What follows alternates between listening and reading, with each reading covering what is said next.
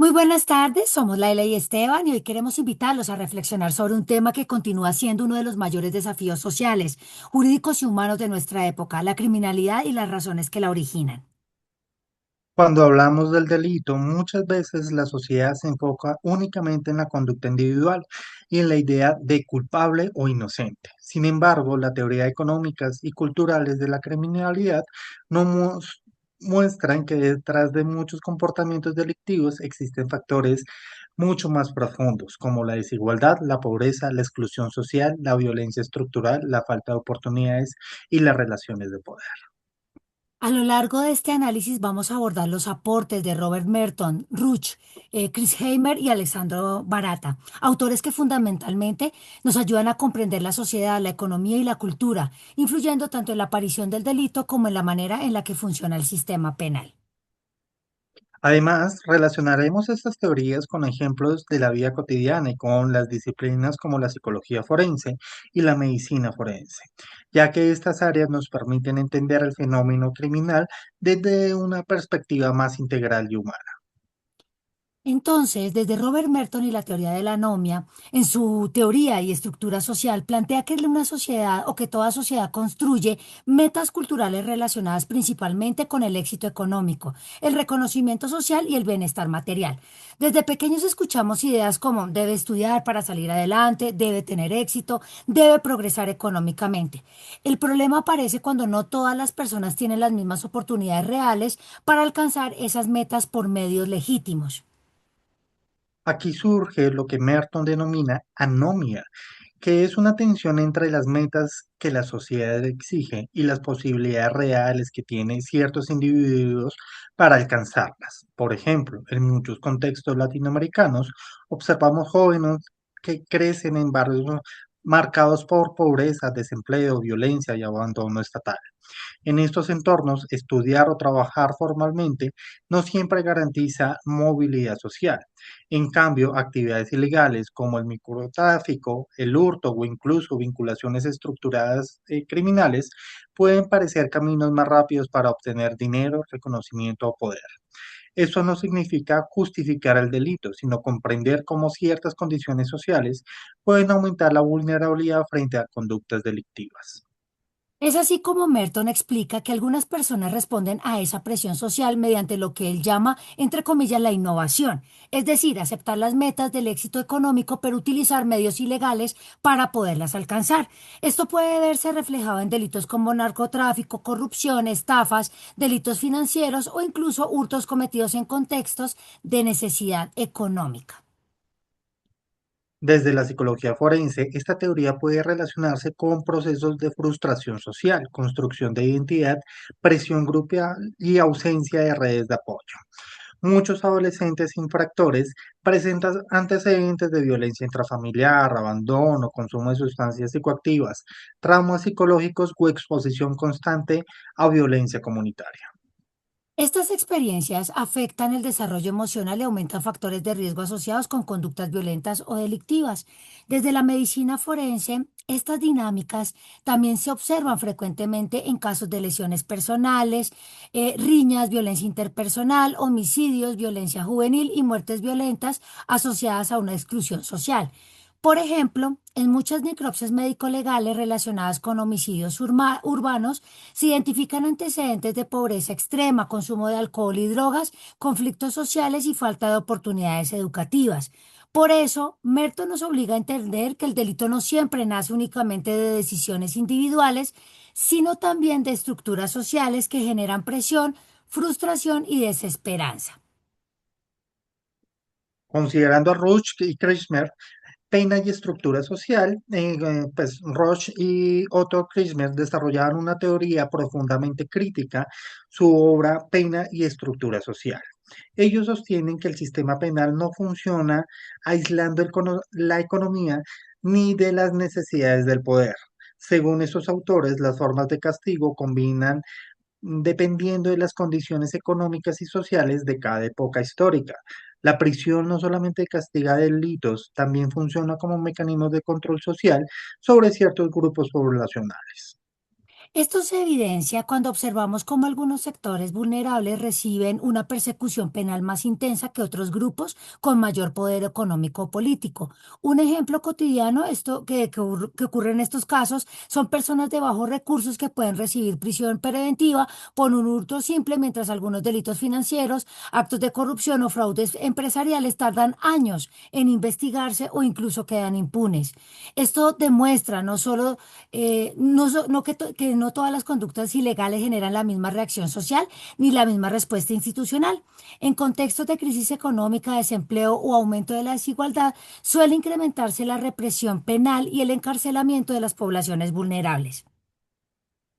Considerando algunos aspectos de la psicología forense, esta teoría permite analizar con muchos individuos privados de la libertad, provienen de contextos marcados por pobreza extrema, violencia intrafamiliar, abandono, baja escolaridad, consumo problemático de sustancias y exclusión social.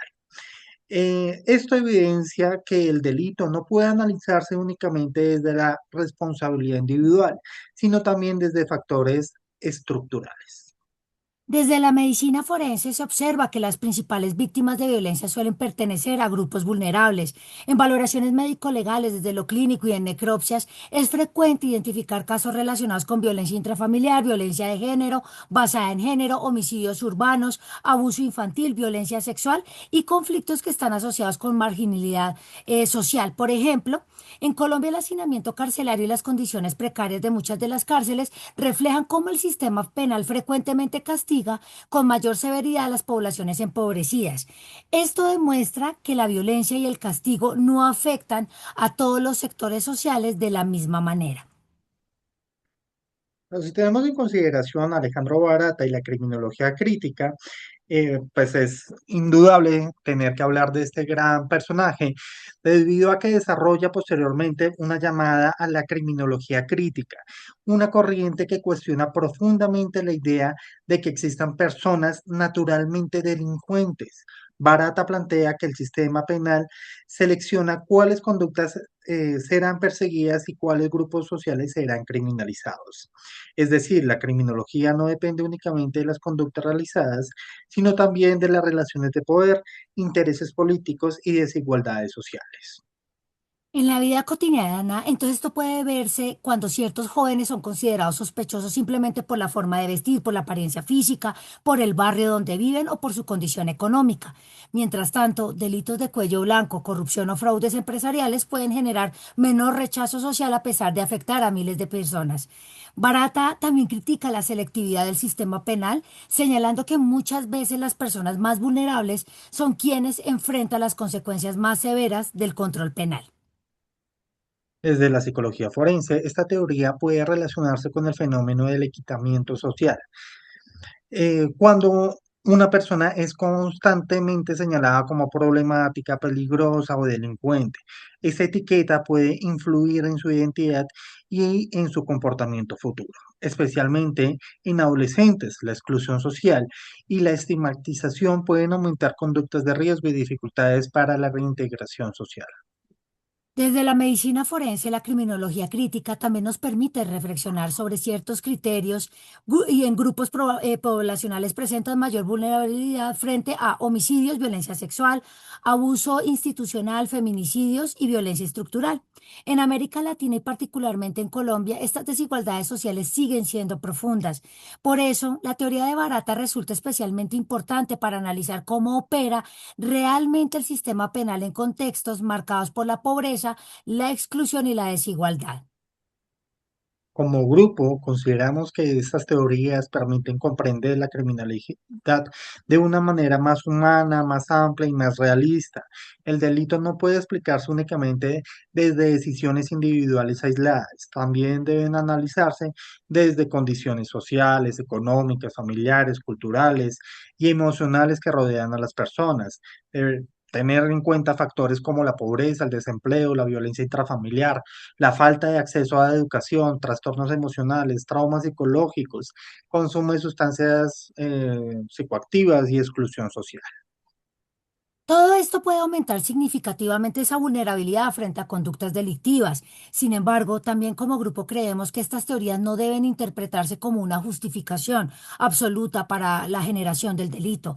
No todas las personas que viven en condiciones difíciles desarrollan conductas criminales. Existen factores protectores frente a estos factores de riesgo, como el apoyo familiar, el acceso a la educación, acompañamiento psicológico, oportunidades laborales, redes comunitarias y proyectos de vida saludables. Por eso, consideramos que las teorías económicas y culturales deben complementarse con enfoques psicológicos, familiares y educativos para lograr una comprensión más integral del fenómeno criminal. Además, pensamos que un sistema penal centrado únicamente en el castigo difícilmente resolverá las causas estructurales de la violencia. La prevención, la salud mental, la inclusión social y la educación son herramientas fundamentales para disminuir la criminalidad de manera real y sostenible. En conclusión, las teorías económicas y culturales de la criminalidad nos muestran que el delito es un fenómeno complejo que no puede analizarse únicamente desde la perspectiva del castigo individual. Autores de Merton, Rush, Kirchner y Barata evidencian cómo la desigualdad social, las estructuras de poder y la exclusión influyen tanto en la criminalidad como en el funcionamiento del sistema penal. Es por eso que nuestras disciplinas, desde la psicología forense y la medicina forense, nos permiten comprender las consecuencias humanas, sociales y emocionales de estas problemáticas. Finalmente, este análisis nos invita a reflexionar sobre la necesidad de fortalecer políticas públicas que estén orientadas no solo a sancionar, sino también a prevenir. El invertir en educación, en salud mental, en inclusión social, en prevención de violencias, en oportunidades laborales y fortalecimiento comunitario puede convertirse en una de las herramientas más importantes para disminuir la violencia y construir sociedades más justas. Porque comprender las causas sociales del delito no significa justificarlo, sino entenderlo para prevenirlo de manera más efectiva. Muchísimas gracias. Muchas gracias.